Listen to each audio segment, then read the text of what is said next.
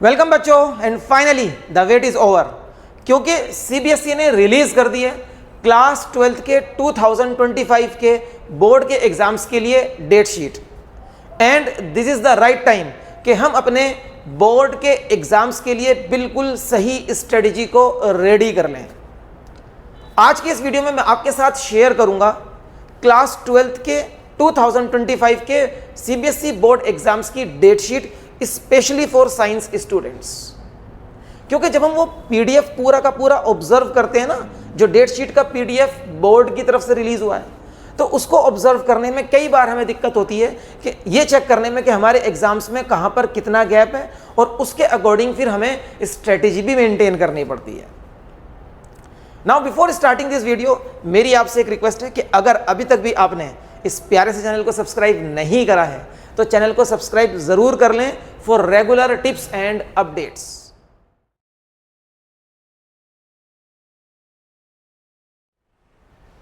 और अब जल्दी से हम देख लेते हैं एक नज़र डेट शीट के ऊपर, जो स्पेशली मैंने लिखी है साइंस स्ट्रीम के स्टूडेंट्स के लिए।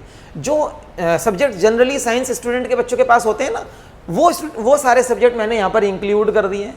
तो साइंस स्ट्रीम के क्लास 12th के बच्चे के लिए एग्ज़ाम स्टार्ट होने वाले हैं 17 फरवरी से, मंडे।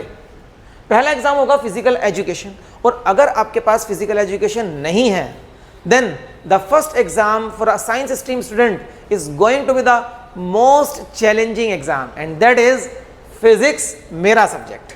और फिजिक्स का एग्जाम होगा 21 फरवरी, फ्राइडे को।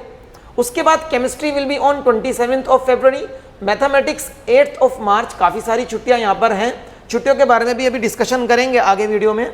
इंग्लिश में 11 मार्च को एग्जाम है, बहुत कम छुट्टियां मिली हैं।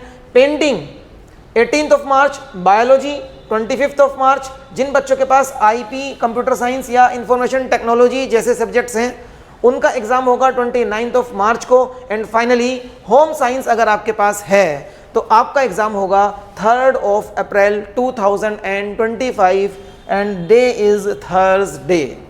तो ये डेट शीट स्पेशली आपके लिए लिखी है, साइंस के बच्चों के लिए लिखी है। अगर कोई ऐसा सब्जेक्ट है जो आपके पास है लेकिन इस डेट शीट में मेंशन नहीं है तो कमेंट बॉक्स में ज़रूर बताएं, उस एग्ज़ाम की डेट भी आपको बताई जाएगी।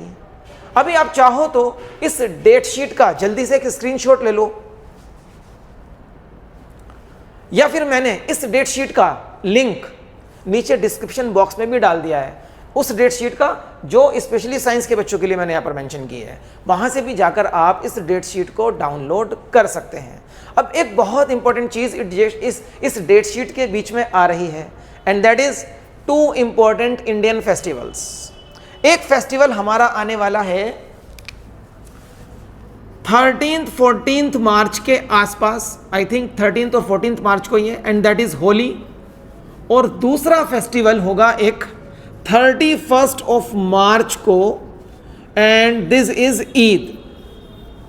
तो हमारे बोर्ड के एग्जाम्स में 2 मेजर इंडियन फेस्टिवल्स भी हैं, और मुझे पता है एक इंडियन स्टूडेंट चाहे भले ही थोड़ा कम टाइम निकाले लेकिन इन फेस्टिवल्स को सेलिब्रेट ज़रूर करेगा। तो किस तरीके से हम इस डेट शीट में जो बीच में गैप्स मिले हैं उनका प्रॉपर यूटिलाइज करें और किस तरीके से अपनी स्ट्रेटेजी को प्लान करेंगे, उस सब चीज़ों के लिए डिस्कस करते हैं। चलिए बढ़ते हैं अपनी वीडियो में आगे। अब हम डिस्कस करेंगे कि क्या हमें स्ट्रेटेजीज लगानी चाहिए कि हम अपने टाइम का बेस्ट यूज़ कर सकें। क्या हमारा स्टडी प्लान रहेगा, क्या हमारा डेली रूटीन रहने वाला है अपनी स्टडीज़ को लेकर। तो देखिए, कोई भी साइंस का स्टूडेंट हो उसके पास मेजर 3 सब्जेक्ट्स होते ही हैं, फिजिक्स, केमिस्ट्री, मैथ्स या फिर बायोलॉजी में से कोई एक सब्जेक्ट। तो इन तीनों सब्जेक्ट्स को आप at least 9 hours of time daily ज़रूर डिवोट कीजिएगा। 9 आवर्स ऑफ टाइम डेली। 3 घंटे फिजिक्स के लिए रखिए, 3 घंटे केमिस्ट्री के लिए रखिए, 3 घंटे मैथ्स या बायोलॉजी जो भी आपके पास है उसके लिए रखिएगा। अगर इसमें से आपके लिए कोई एक सब्जेक्ट ज़्यादा चैलेंजिंग है, फॉर एग्जाम्पल अगर आपके लिए केमिस्ट्री इज़ मोस्ट चैलेंजिंग, तो उसको आप 4 आवर्स का टाइम दे सकते हैं इन 9 आवर्स में से, और बाकी सब्जेक्ट्स के लिए, फिजिक्स के लिए आप फिर अपने टाइम को कम कर दें 2 hours and 30 minutes, and mathematics के लिए अपने टाइम को आप कम कर सकते हो एज पर द रिक्वायरमेंट। लेकिन ये 9 घंटे 9 hours फॉर दीज 3 सब्जेक्ट्स आपको रखने ही चाहिए। इसके अलावा बाकी के सब्जेक्ट्स जैसे English and other subjects, in subjects को भी आप 2 to 3 hours डेली ज़रूर देंगे। सारे सब्जेक्ट्स डेली बेसिस पर देखिए, या एट द मोस्ट आप ये कर सकते हो कि कुछ सब्जेक्ट्स ऑल्टरनेट डेज पर भी रख सकते हो, जो आपके ऑप्शनल सब्जेक्ट होते हैं वहाँ पर आप इस चीज़ को कर सकते हो। तो डेली आपका जो हो जाएगा स्टडी प्लान, वो लगभग 11 to 12 hours का ये स्टडी प्लान आपका रहेगा। तो आपके अवेलेबल 24 hours पर डे में से सिर्फ और सिर्फ 12 घंटे अगर आप अपनी स्टडीज़ को डिवोट कर दें तो यकीन मानिए आप अपने बोर्ड के एग्ज़ाम्स में बहुत ज़बरदस्त रिज़ल्ट ले आएंगे। सिर्फ 50% ऑफ द टाइम आपको आगे आने वाले 80 days before your exams, yes now you have approximately 80 days before your exams, ये बचे हुए 80 days का प्लान मैं आपको बता रहा हूं। तो इन 80 days में अगर आप इस तरह से एक स्ट्रेटेजी लगाएं तो आप बहुत कुछ कर पाओगे। इसके अलावा हम एक चीज़ और देखेंगे, अपने टाइम को अगर हम मंथली डिवाइड कर लें, जैसे अभी कुछ दिन नवंबर के बाकी हैं, देन दिसंबर, देन जनवरी, तो नवंबर और दिसंबर में आपको एक चीज़ कर लेनी है। आप अभी ऐसे सैम्पल पेपर बिल्कुल सॉल्व मत करो जो बोर्ड के एग्जाम के पैटर्न पर बने होते हैं। आप चैप्टर वाइज प्रिपरेशन कीजिए। कोई भी सैम्पल पेपर की बुक अगर आप मार्केट से परचेज भी करते हैं अपनी प्रिपरेशन के लिए, तो पहले चैप्टर वाइज कीजिए। अभी आपको चैप्टर वाइज प्रिपरेशन करनी है, चैप्टर बाय चैप्टर आगे बढ़ें हर सब्जेक्ट में। फॉर एग्जांपल फिजिक्स में पहले इलेक्ट्रोस्टैटिक्स देखिए, देन करंट इलेक्ट्रिसिटी को देखिए, इंडिविजुअल चैप्टर्स को कंप्लीट करते जाओ, कॉन्फिडेंस आता जाएगा। आप एकदम से ही अगर आज ही एक ऐसा पेपर उठा लो, सपोज आपने एक सैम्पल पेपर उठा लिया जिसमें कंप्लीट सिलेबस का एग्जाम है बना हुआ, और उसको सॉल्व करोगे, देन आपका कॉन्फिडेंस तो शैटर होगा ही, क्योंकि अभी हमारी तैयारी पूरी नहीं हुई है। उस तैयारी को पूरी करने के लिए आपको पहले चैप्टर वाइज जाना है नवंबर एंड दिसंबर में। उसके बाद जनवरी में जब आप आएंगे, जनवरी में आपको PYQ सॉल्व करने हैं। PYQ ज़्यादा पुराने सॉल्व मत कीजिएगा, लास्ट 5 years के PYQ लगाएं। और अब आप सैम्पल पेपर करेंगे जिसमें कंप्लीट सिलेबस का क्वेश्चन पेपर आपके पास होता है। यहां पर आप सैम्पल पेपर करेंगे and daily 2 sample paper at least कीजिए। जैसे आज आपने या जनवरी 1 को आपने एक सैम्पल पेपर फिजिक्स का कर लिया और एक सैम्पल पेपर बायोलॉजी का कर लिया है, तो 2 जनवरी को आप केमिस्ट्री और इंग्लिश का एक सैम्पल कर रहे हैं, एक सैम्पल पेपर करेंगे। इस तरीके से हम अपनी स्ट्रेटजी को नवंबर, दिसंबर और जनवरी के मंथ्स में डिवाइड कर सकते हैं। फरवरी के डेज काउंट मत करो। वैसे तो फरवरी के आपको 10 to 12 डेज मिले हैं, क्योंकि अगर आपका फिजिकल एजुकेशन का भी फर्स्ट एग्जाम है तो आप 12-13 ऑफ फरवरी तक प्रिपरेशन कर सकते हैं। उसके बाद 2-3 दिन आप अपने फिजिकल एजुकेशन को देंगे ही देंगे।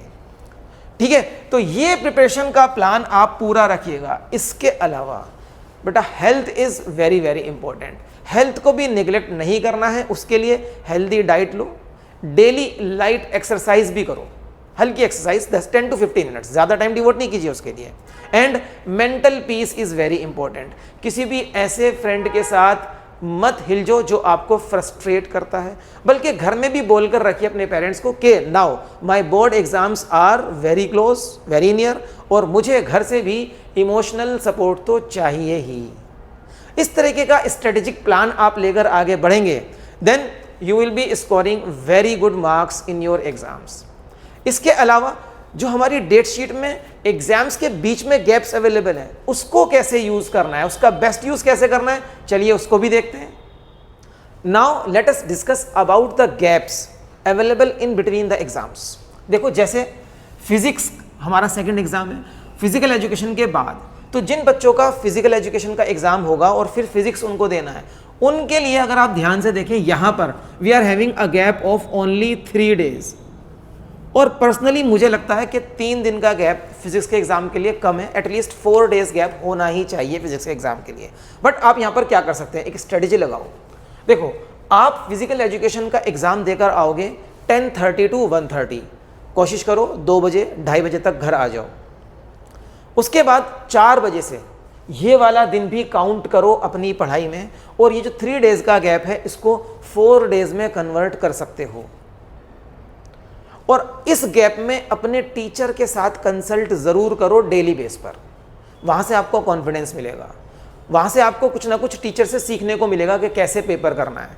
तो आप इन 3 डेज़ को 4 डेज़ में कन्वर्ट कर सकते हो और अपनी प्रिपरेशन को उसके अकॉर्डिंग रखिए, फिजिक्स की प्रिपरेशन को, कि आपको इन 3 दिनों में पूरी फिजिक्स अच्छे से रिवाइज कर लेनी है। कॉन्फिडेंस बिल्कुल भी अपना डाउन नहीं जाने देना है। तो उसके लिए आपको अभी जो है बचे हुए 80 डेज़ हैं यहाँ पर अच्छे से पढ़ाई कर लेनी है। लेकिन उसके बाद केमिस्ट्री अगर आप देखें तो approximately we are having a gap of 6 days, ठीक ठाक गैप है, अच्छे से केमिस्ट्री रिवाइज हो जाएगी। मैथमेटिक्स वाले बच्चों के लिए तो ये डेट शीट पूरी वरदान है, यहाँ पर पूरा का पूरा इनको गैप मिला है अप्रॉक्सीमेटली 9 to 10 डेज़ का। और उसके बाद इंग्लिश में बहुत कम गैप है, ओनली 2 डेज़। इंग्लिश का सिलेबस भी बच्चों कम नहीं होता है, तो थोड़ा ध्यान दीजिए। आपको इंग्लिश के एग्ज़ाम के लिए सिर्फ 2 दिन मिलेंगे, रिवीजन ही कर सकते हो आप वहाँ पर, कोई भी छूटी हुई चीज़ को प्रिपेयर नहीं कर पाओगे। तो इंग्लिश के लिए प्रॉपर टाइमिंग निकालना अभी से शुरू कर दो। देन जिन बच्चों के पास पेंटिंग है ऑलमोस्ट 1 वीक का गैप है, और बायोलॉजी जिनके पास है और पेंटिंग नहीं है तो बायोलॉजी वाले बच्चों को 2 वीक का गैप मिला है। इंग्लिश के बाद सीधा बायोलॉजी का एग्जाम, और अगर पेंटिंग है भी तो पेंटिंग का एग्ज़ाम मुझे नहीं लगता इतना बड़ा इश्यू है।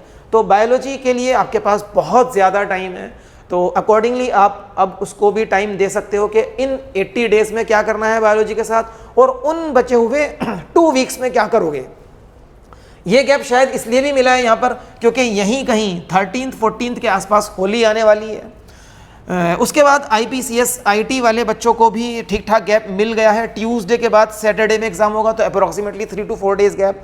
एंड होम साइंस के लिए भी बीच में ईद का फेस्टिवल होगा, उसके बाद होम साइंस के बच्चों का एग्ज़ाम हो जाएगा। तो कहाँ पर कितना गैप है, उस गैप में कोई फेस्टिवल भी है, प्रॉपर ध्यान रखकर अच्छे से अपने लिए पर्सनल स्ट्रेटेजी बनाओ, लिख कर बनाओ, तब जाकर आपको पता चलेगा कि पर डे क्या करना है आपको, सो दैट आप इन एग्जाम्स में बहुत अच्छा स्कोर कर लो। सो बच्चों, आप इन 80 डेज में बहुत कुछ कर सकते हो। Remember that these 80 days can shape your future. अगले 80 डेज में आपको अपना लेवल, अभी आप जहां पर हैं, जिस लेवल पर हैं, वहां से ऊपर और बहुत ऊपर उठाना है। एंड फील माई वर्ड्स कि कॉन्सिस्टेंसी इज द रियल की, कि आप अब यहां से क्या करने वाले हैं। So stay consistent with your studies. छुट्टी बिल्कुल भी नहीं करनी है अब आगे से पढ़ाई की, डेली आपको पढ़ना है। कमेंट बॉक्स में लिख दीजिए कि now we will not waste any day, हम डेली पढ़ेंगे। And now it's time to say goodbye to all of you. So all the best for your board exams.